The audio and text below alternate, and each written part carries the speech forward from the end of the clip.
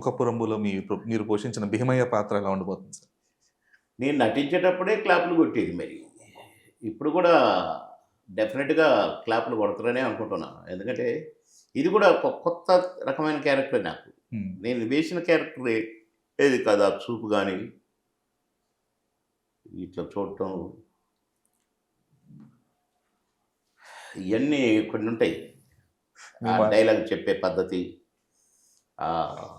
ఊరు పెద్దగా, హుందాగా, ధీమాగా ఎవడ్రా మా ముందు ఏయ్ అనేది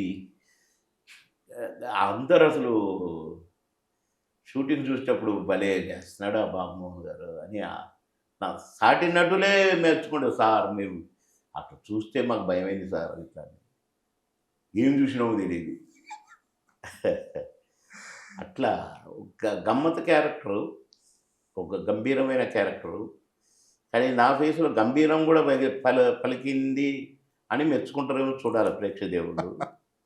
డెఫినిట్‌గా నచ్చుద్ది. హ్మ్. ప్రేక్షక దేవుళ్ళు ఎంజాయ్ చేస్తారు. అంతవరకు ఇది గ్యారంటీ. ఓకే.